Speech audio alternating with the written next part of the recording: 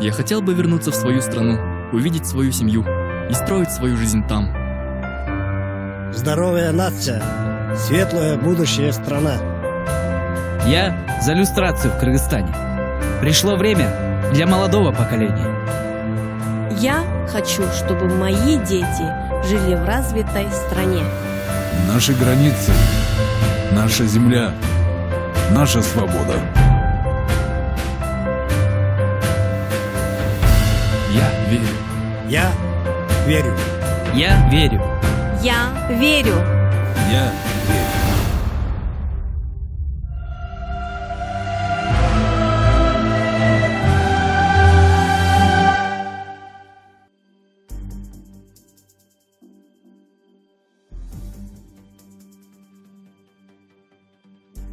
Саламатсыздарбы, биздин Чалкан медиа каналдын көрөрмандары. Биздин каналга жазылып, акыркы жаңылыктарды угуңуздар.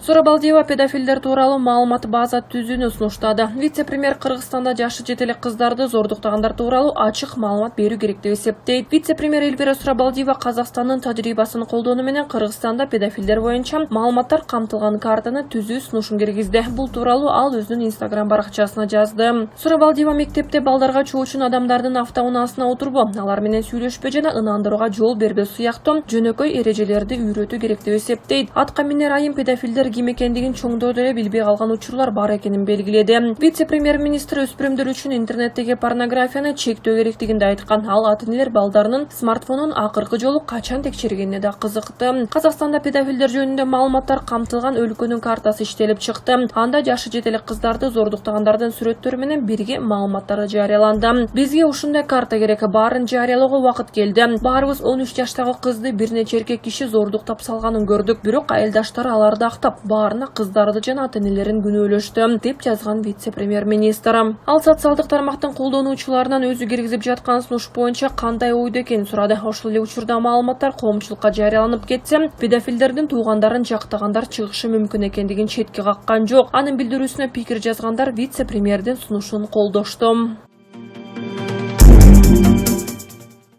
Садыр Жапаров жаңы 2021 жыл жаңылануунун, ынтымактын, тынчтыктын жана жакшылыктардын жылы болсун. Урматтуу мекендештер, биз 2020 жылды узатып турабыз. Бул жалпы дүйнө элине түйшүк салган олуттуу сыноонун жылы болду. Пандемия, экономикалык кризис, кыйынчылыктар Кыргызстандын элинде кыйгап өткөн жок. Бийликтин жөндөмсүздүгү өткөн жылдар ичинде чечилбей келген көйгөйлөр алда канча терең экенин көрсөттү. Жогорку кеңештин депутаттарынын шайлоосунун адилетсиздиги элибиздин чыдамынын жеткен чегине чекит койду. Жөнөкөй адамдар кырдаалды көзөмөлүнө алышты. Бул кыйын мезгилде биздин эрки күчтүү, даанышман элибиз өзүнүн эң мыкты сапаттарын дагы бир ирет көрсөттү. Уюшкандыкты жана биримдикке келүүнү көрсөтүштү. Кымбаттуу кыргызстандыктар, сиздер Кыргызстандын чыныгы баатырлар болдуңуздар. Эң алды биздин кымбаттуу врачтар, пандемиянын огуна төшүн тоскондор, ыктыярчылар жана жалпы жарандар, жакындарына, үй бүлөлөрүнө жана өлкөбүзгө ак кызматын өтөгөндөр өз ишин мыкты аткардыңар. Достор, келе жаткан 2021 жыл жаңылануунун жылы болмокчу. Мен эркиндикти сүйгөн тайманбас элиме ишенем. Биз кыргызстандыктар ар кандайбыз, бирок баарыбызды Кыргызстан жаңы жылда өзгөрүүлөрдүн жолуна түшсө экен деген тилек бириктирип турат. Биздин балдар адилет, коопсуз, баккубат мамлекетте жашоого тийиш. Ата-энелерде балдарына мээримин төгүп, көбүрөөк көңүл буруш үчүн убактысы да, каражаты да жетиштүү болсо дейбиз. Биздин жаштарда өзүнүн потенциалын өз өлкөсүндө ишке ашырууга бардык мүмкүнчүлүктөр болуусу зарыл. Керек болсо дүйнө жүзү биздин жаш таланттарга суктансын. Карыяларыбыз камкордукта жана берекелүү жашоого тааттыктуу болсун. Менин кымбаттуу кыргызстандыктарым, келе жаткан жыл кандай болоору өзүбүзгө көз каранды. Биз адилеттүүлүккө жана ийгиликтерге карай алгачкы кадамдарды 2020 жылда жасадык жана өз жолубузду 2021 жылда ишенимдүү улантабыз. Биздин күчтүү жана өркүндүү өскөн мамлекет жөнүндөгү бардык эңсиген кыялдарыбыз кирип келе жаткан жаңы жылда ишке ашсын. 2021 жыл Кыргызстандын тарыхында куттуу жана берекелүү мезгилдин башталышы болуп калсын. Жаңы жылыңыздар кут болсун. Кымбаттуу кыргызстандыктар, баарыңыздарга бакыт таалай каалаймын.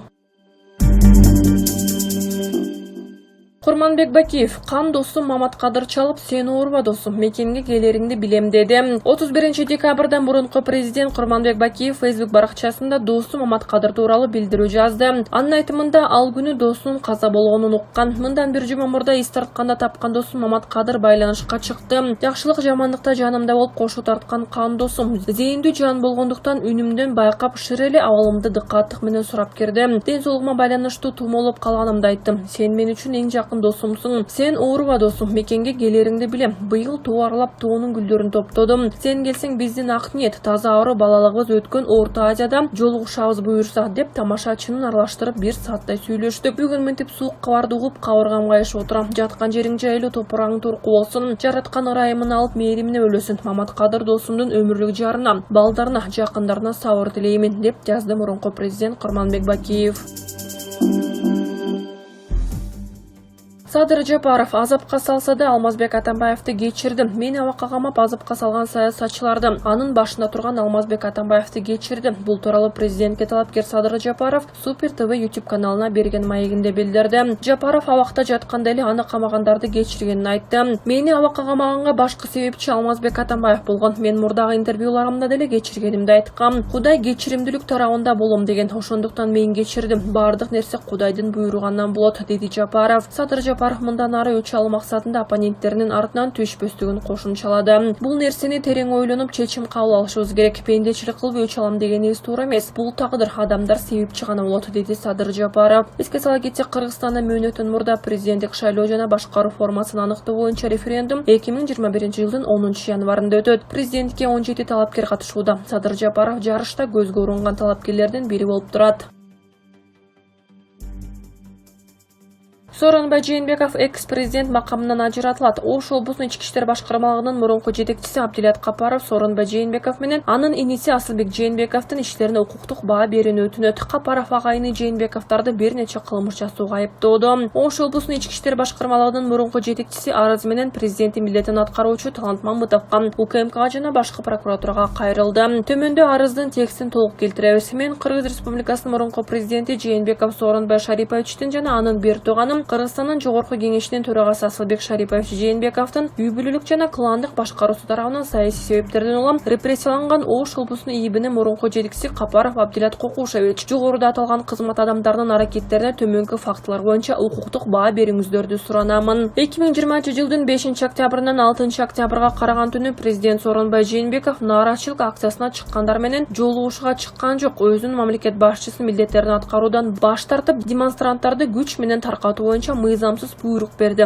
Кан төгүлөргө жол берди. Натыйжада жарандар жаракат алып каза болуп, эл 3 күн бою өзү менен өзү калды. 2010-жылдын 10-июнда Ош облусунун губернатору болуп турганда Сооронбай Жээнбеков жумуш ордун таштап, белгисиз жакта бир нече күн жашырынып жаткан. Чыр-чатактын алдын алуу боюнча функционалдык милдеттерин аткарган эмес. 2010-жылдын май айынын ортосунда өзгөчө кырдаалдар министри Дүйшөнкул Чотонов Ош облусунун аймагында коомдук тартипти сактоо үчүн убактылуу өкмөт тарабынан бөлүнгөн акча салынган капты жеткирип бергенде губернатор Сооронбай Жээнбеков жана анын ошол кезде эч жерде иштебеген иниси Асылбек Жээнбеков бөлүнгөн каражатты өздөрүнө алып коюшкан. Муну жалпы камалымдык каражаттары аркылуу убактылуу өкмөттүн мүчөсү Бекназаров тастаган. Асылбек Жээнбеков жогорку кеңештин төрагасы кызматына турганда Бишкек шаарындагы ЖЭПти реконструкциялоого бөлүнгөн Кытай насыясы жөнүндө макулдашууну ратификациялган. Бирок анын акча каражаттарын уурдаганына юридикалык баа берилген жок. Анткени анын агасы Сооронбай Шарипович премьер-министр кызматын ээлеп тургандыктан укук коргоо органдарына түздөн-түз таасир эткен. Сооронбай Жээнбеков Ош облусунун губернатору болуп турганда облустун 32.500 жаранына мектеп, бала бакча, жолдорду куруп берүүнү убада алган. Бул максатта бюджеттен 2 миллиард 900 миллион сом бөлүнгөн. Бирок иш жүзүндө эч нерсе курулган жок. Ал эми каражат аймактын капиталдык курулуш башкармалыгы аркылуу алар көзөмөлдөгөн курулуш уюмдарынын эсебине которулуп, акчанын андан аркы тагдыры калкка белгисиз. Мурунку мамлекет башчы Жээнбековдун иш аракеттеринде Раим Атраимовдун ишине байланыштуу шалаакылыгы, аракетсиздиги, аны калкалаганы, 700 миллион АКШ долларын өлкөдөн чыгып кетишине байланыштуу журналисттик иликтөөлөргө тоскоолдуктары көрүнүп турат. Коронавирустук инфекциянын жалпы элге жайылып кетиши, 2020-жылдын жай айындагы адамдардын өлүмү, эл аралык уюмдардын гуманитардык жардамдары жана бюджеттик каражаттардын максатсыз пайдаланышы боюнча жоопкерчилик мурунку өлкө башы Сооронбай Жээнбековдо жатат. Жогорудагы айтылгандардын негизинде сизден бир тууган Жээнбековдардын иш аракеттерин тыкыр иликтөөнү, өлкөдөн чыгып кетүүгө тыюу салуу чараларын көрүүнү, күзөт карточкасын берүүнү жана конфискациялоо максатында мүлкүн камакка алууну суранам. Териштирүүнүн жыйынтыгы менен Сооронбай Жээнбековдун президент макамын жана мамлекет башчысы катары ала турган пенсиясын алып коюуну суранам.